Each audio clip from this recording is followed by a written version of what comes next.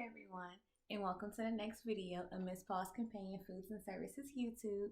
Today we're going to cover the toxins. So this means sometimes we gotta get up high and sometimes we gotta get real low in order to see the world from our companion's perspective.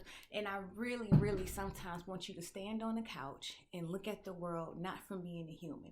Get on the floor and see how it looks being a kitten, because let me tell you, it's a whole new thing for them. Just like an ant looking around, or just like a giant, gorilla or something, they wouldn't see the world similar. So we're going to get into some of the common things that the animals can get into. We're going to go over dogs and cats. So as a pet parent or even a first responder, because remember, we can be animal first aid and CPR certified. I can teach you all the skills you need to know that. But these are just some things that as a pet parent that you might need to know. So we'll start with dogs. We'll go over the common things that are in the house that can be a toxin. We'll go over cats, and then we'll loop them in the middle and do the things that they have in common that can also injure both the pets as well. Then we'll get into the signs of what it has to, when an animal gets into a toxic situation, and then we'll go over the treatment next. So first, let's get into the dogs. As we all know, dogs cannot have chocolate, but did you know that milk chocolate and dark chocolate are very different? Milk chocolate, the dogs can have about 1 ounce of it per pound of body weight before it becomes toxic, but did you know for dark chocolate, it's about 1/2 ounce, so dark chocolate is way more toxic than milk chocolate. All in all, they shouldn't have chocolate, but that's just a little fun fact to let you know that if it is dark chocolate, you kind of have a little bit more serious situation. The next thing we're going to go to is macadamia nuts. You wouldn't think that, but macadamia nuts can cause temporary paralysis, which means that the back legs of your companions or even the front legs of your companions wouldn't move temporarily. It causes a neurologic malfunction that causes paralysis. Tomatoes, tomato leaves, or tomato plants are also toxic to dogs, believe it or not. It mainly just gives a upset to the stomach, or some of them don't like the taste of them, but mainly vomiting, diarrhea, or some things that you would see with that. And then also we have over-the-counter medicine, such as our own, as aspirin. You never want to give a dog human aspirin. There's different things in there that they really shouldn't have. Also, other types of medicine, high blood pressure, diabetes, anything like that aren't made for our companion systems. They have very different body systems than we do. So switching those two up or even sharing it wouldn't be such a great option. The next thing that we have on the list is grapes and raisins. You do not want to give grapes and raisins because they could cause kidney failure, believe it or not. It is a toxic thing, and if your animal consumes those even as much as 3 or 4 grapes or raisins, you definitely want to get them to the hospital, or we'll talk about other things later that you can do to help that. The next thing is onions and garlic. Garlic, question mark. Garlic is okay in certain levels, but again, it can become toxic inside of the body. But onions as well are something that you don't want to let your dog get into. The reason that onions and garlic can become an issue is because it can cause anemia, which means it'll just start breaking down the red blood cells. And we don't have to get all into that, but you don't want to let them get too much garlic. Garlic can be a good thing. There are products that I've used before that help with flea prevention, because when the flea bites it, he doesn't like the taste of the garlic, so they don't come back to that same companion. But again, in moderation, it's okay, but it can become a toxic issue. The next thing that we're going to cover is cats. Cats, are crazy. They get into everything, they climb onto everything, and they can fit into anything that their head can get into. So they're going to try it. And so common things with cats that we all know about are plants. They love to chew on plants for some reason. It seems to be one of their favorite things. But lots of plants, like the philodendron, I can't say it, but I'll put it right there, that causes some mouth irritation for your cat. So you always want to make sure that they aren't chewing on the plants. But in more specific, if you have any lilies inside of your home, lilies can be fatal to cats. As much as 2 petals or 2 leaves can do a lot of damage to your cat, and you don't want that to happen. Other things that cats get into commonly is rat poison or mice poison or anything like that. If they eat the mouse, that's one thing, but also they like to get into the traps and see what's going on. So having them absorb some of those toxins, is a bad thing. You immediately want to get them to the veterinarian. The next thing for cats that is a new fun fact, mainly for some people, is that aromatherapy. Lots of people love their essential oils and their lavenders and their candles and their chamomile. those things can be fatal to cats in an amount of about 2 hours. They have a very, very delicate respiratory system, so you want to make sure that if you need those things in your house, that you are separated from your cat at that time, or have enough air in the room that the cat won't be too exposed. But again, you do want to cut those limits down, and you don't want to keep that cat in there because they do have a very delicate respiratory system, so you want to make sure that the cat isn't too exposed to those things.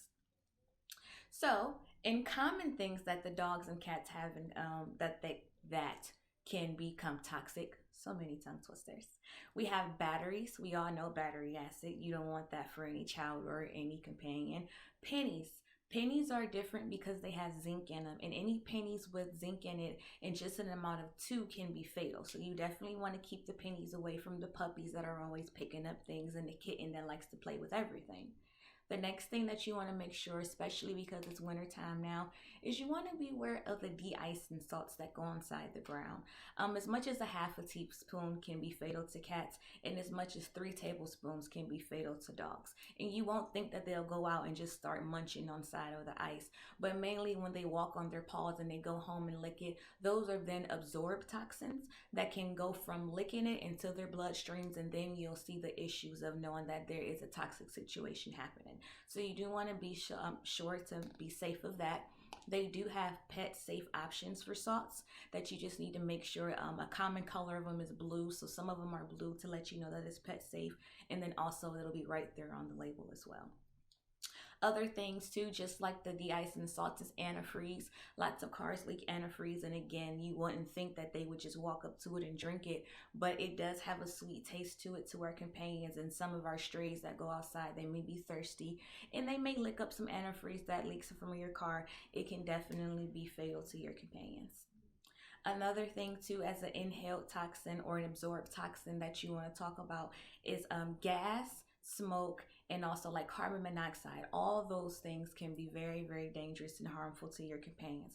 So if they're around those situations, just like you practice a fire drill in your home, you want to have an emergency evacuation route that includes your companion to make sure that they get away. If the carbon monoxide detector goes off, make sure that you protect yourself and safely grab your companion and you guys exit and get to somewhere that's necessary to keep you guys safe. The last thing that we'll talk about is xylitol. Some cats like peanut butter. It's weird, I know, but xylitol is common in peanut butter, and if your peanut butter has xylitol in it, you definitely don't want to give it to your companion, so you want to watch out for that. So now that we've wrapped up the common toxic list, I'll tell you about the signs of that you know something's happened, and then we'll show you what you can do, and if you just need to hurry up and get to a veterinarian. Because remember, we're only first responders and pet parents, and not every situation is designated for us to handle. We can do what we can, but ultimately that veterinarian in that clinic, they know it all. So common signs that you'll see something happening with your companion is diarrhea, vomiting, seizures, heart rate goes up, you'll see drooling, you'll see swelling, and then sometimes you might see that their breathing may be off, maybe raspy, maybe slow. There's lots and lots of things that can show that toxicity has happened. That's just few things. Also, if you know your pet, and if they ADR, which is one of my favorite medical terms, if they ain't doing right, you know your baby better than anybody else does. So you want to stop, you want to assess, do your head to tail checkup, look in the environment. Remember, we're going to get up high and down low, see what's around, what have they gotten into, is the trash knocked over, is something sitting out, is the cabinet to the cleaner open. There's so many things inside of a household that can make our companion sick, and we just want to make sure that we're doing our best that we can in order to help them. And so in order to help them, we got to get into treatments. So some things that you can do are very simple. If it's an inhaled poison, such as aromatherapy, such as gas, such as carbon monoxide, or such as secondhand smoke, what you want to do then is just remove them, take them away from the area, get as much ventilation as they can, make sure that they can breathe, give enough air, make sure they are safely away from that concern and that it won't be able to filter back to them. Give their lungs a chance to fully get some oxygen and see if that helps. If that doesn't help, you may depending on how serious it is, may have to go into rescue breathing. And at that point, we discussed earlier in earlier videos that if rescue breathing happens, you definitely want to head to the vet to make sure that he can get the proper oxygen, maybe some drugs, and also the proper care that he needs to be fully available to thrive afterwards. For things like ingested poisons, mainly for dogs,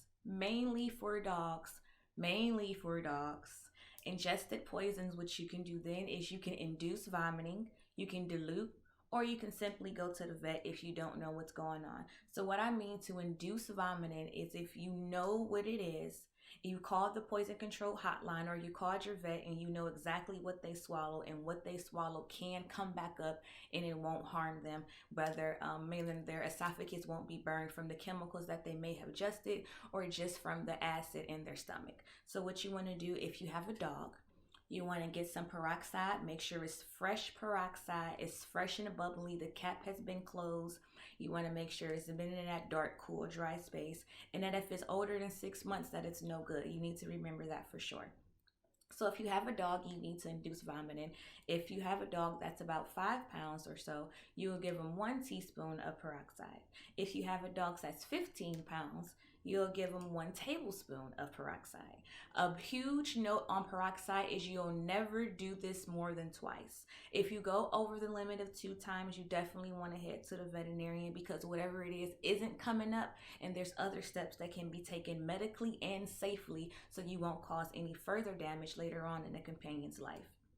What I mean by dilute is, say if they ate in a cleaner like ammonia or something like that, you don't want them to throw it up, because it again can cause that burn. What you want to do is dilute it. So try to give them the opposite of what it is. If it's ammonia, you can give them yogurt or anything like that. That'll help calm the stomach down. You can give them some water just to make sure that you are able to get to the veterinarian, because at that point, whatever it is, you need to get it out medically, because it can't come out naturally.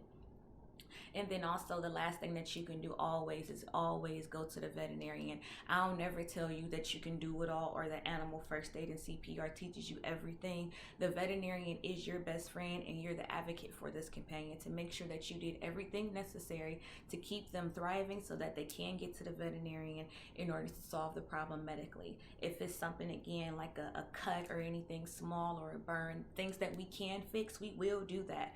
But again, if it's something like a toxin, a veterinarian will always be your best bet if you feel uncomfortable, or if you realize that the toxin is too serious for you to handle yourself.